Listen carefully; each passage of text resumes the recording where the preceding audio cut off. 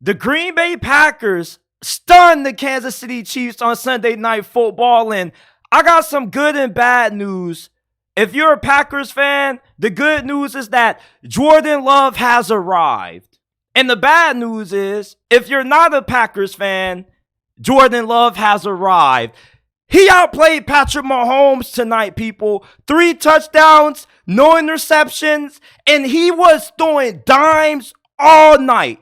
I mean, he had a beautiful dot that he threw in the third quarter to Romeo Doubs in between 3 defenders. And then right after that, when you thought he couldn't get no better, he throws another dot to play after the Christian Watson for the touchdown. And how about this Green Bay Packers defense showing up? They actually found the way to slow down Patrick Mahomes late in the fourth quarter when the game was on the line. So not only did Jordan Love have his coming out party, but Joe Barry finally found out how to call some damn good plays on defense, man. It's all coming full circle right now for the Green Bay Packers. You got Jordan Love playing his best football of the season. It's been a roller coaster ride watching this dude. The first 2 weeks of this season, he looked solid. And then after the first couple of games, he looked really bad. But over the last month, Jordan Love has been fucking balling, people. You know, you thought that his performance against the Detroit Lions on Thanksgiving, it was just a one-time occurrence. But he's continued to maintain this level of high-level play.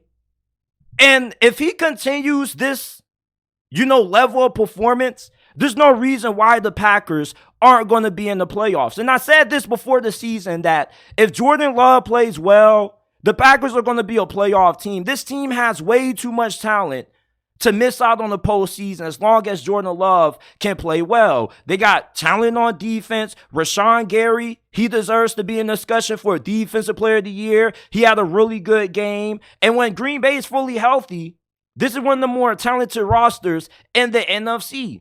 But it all starts with Jordan Love. Jordan Love, the fact that he looked amazing tonight, the fact that he outplayed Patrick Mahomes is a large reason why Green Bay pulled off this upset. And initially, I didn't plan on watching this game because I thought Kansas City was going to win. I'm just going to be honest with you. I was not expecting Jordan Love to come out looking like the second coming of Brett Favre and Aaron Rodgers. It looks like the Packers once again found another franchise quarterback. And it's astonishing because Green Bay, this is a small market team. They don't have the luxury of being able to be attractive when it comes to signing big name free agents. As a matter of fact, Green Bay is probably the last place that any free agent will want to play in. But when you look at the fact that they've been able to nail and find the secret formula to developing and finding franchise quarterbacks, is a big reason why this team is going to continue to be in the playoffs for years to come, despite the fact that they play in a small market. But when you are able to find ways to develop quarterbacks, you're always going to have an opportunity to not just be a playoff team year after year, but you're also going to be in the Super Bowl conversation. Now, I'm not saying that the Packers are in the Super Bowl conversation yet, but with the way that Jordan Love has improved over the course of this season, the Packers are playing some of their best football. And I tell you guys this nearly every time I go live. The real football season begins after Thanksgiving. After Thanksgiving is when teams start to separate themselves. And the Packers are starting to separate themselves from the rest of the pack. Look at the NFC North right now. The Detroit Lions look like they pretty much have this division on lock. There's a lot that needs to happen for Green Bay to retake this division. But it definitely looks like they got a great chance at being able to get the 7th seed in the NFC when you look at the fact that the Seattle Seahawks are in free fall mode. The LA Rams, they're getting kind of hot as well, along with you also. The Minnesota Vikings, with Joshua Dobbs at quarterback, we don't know how long that thing is going to hold up. You got to be really happy and thrilled about the future of this organization with the way that Jordan Love has played over the last month. When we look at Kansas City, who is on the losing end of this thing, I never was thrilled about Kansas City getting rid of Tyreek Hill. Now, although they won the Super Bowl, I didn't think that them getting rid of Tyreek Hill was going to haunt them too bad. I thought that with Andy Reid being as good as an offensive mind as what he is and Patrick Mahomes being so great, they would be able to make up for it. But we're now starting to see the ramifications of that trade. And it's not looking pretty right now for Kansas City. They don't have any consistent wide receiver who you can look at and be like, yeah, like Mahomes, if Travis Kelce is in there, he has him to throw to. Kansas City's three best weapons are Travis Kelce, Isaiah Pacheco, and Rashee Rice. And that's who this offense pretty much runs through, these three players. And if you're able to slow down Travis Kelce, which Travis Kelce, let's be honest, he's starting to regress. He's not trash. He's not terrible. He's still arguably the best tight end in the game, but he's lost a step. And it has nothing to do with his relationship with Taylor Swift. The dude is 30-something years old, and he's even said a couple of weeks ago that he's thought about retirement.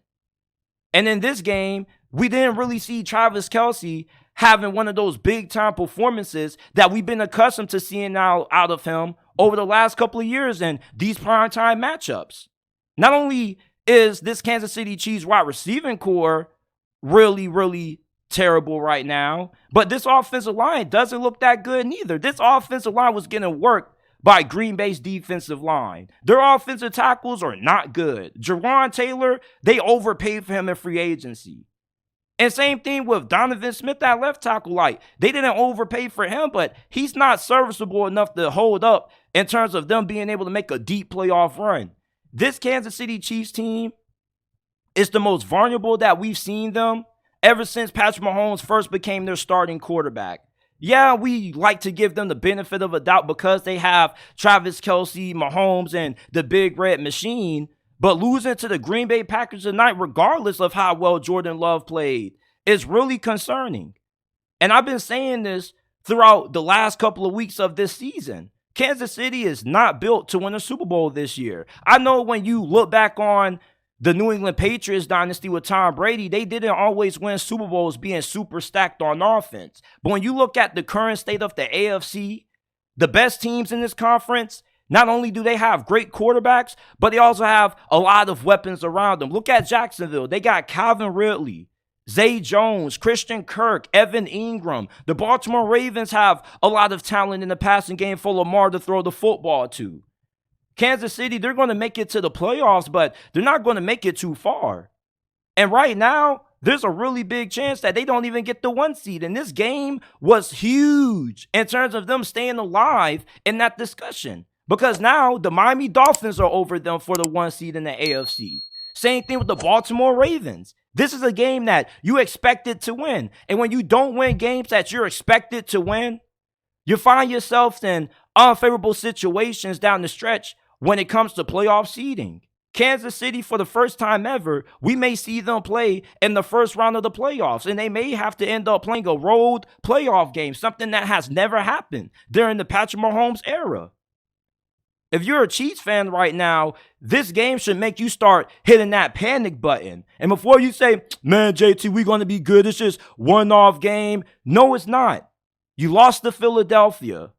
You lost to Green Bay. And then you got a date with the Buffalo Bills coming up, and there's a really big chance that you don't even win that game.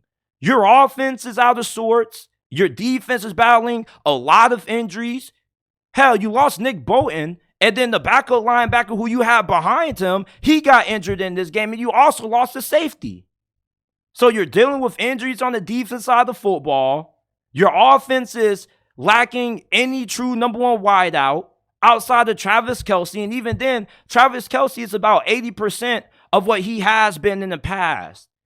Kansas City, it's time to hit the panic button on them. For Green Bay on the other end, you're peaking. And you're playing your best football. And if you continue to get this kind of performance out of Jordan Love when he's outplaying guys like Patrick Mahomes and Jared Goff, you mean to tell me that you don't think Green Bay is good enough to not just sneak into the playoffs, but win a playoff game also?